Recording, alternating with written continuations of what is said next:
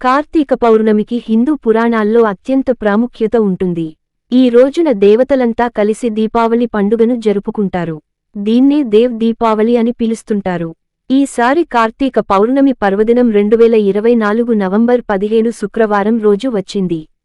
దేవ దీపావళి పండుగ సందర్భంగా ఇంట్లో, ఆలయంలో, నది లేదా చెరువులో దీపాలను వెలిగించి దానం చేయడం అత్యంత శుభపరిణామంగా చెబుతారు.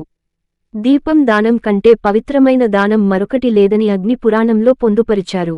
అన్నదానం చేయడం చాలా మంచిది. ఆహారం జీవితంలో గొప్ప వరం. ఒక వ్యక్తి ఇంట్లో ఆహారానికి కొరత లేదని నమ్ముతారు. మత విశ్వాసాల ప్రకారం కార్తీక పౌర్ణమి రోజున బట్టలు దానం చేయాలి. ఇది చాలా పవిత్రమైనదిగా భావిస్తారు. వస్త్రాలు దానం చేస్తే పూర్వీకుల అనుగ్రహం వారసులపై ఉంటుందని చెబుతారు. కార్తీక పౌర్ణమి నాడు నువ్వులు దానం చేయండి. దీంతో శివుడు సంతోషించి భక్తులపై ఆశీర్వచనాలు కురిపిస్తాడు. ఈ వీడియో మీకు నచ్చినట్లయితే లైక్ చేసి షేర్ చేసి కామెంట్ చేయగలరు. జై శ్రీరామ్.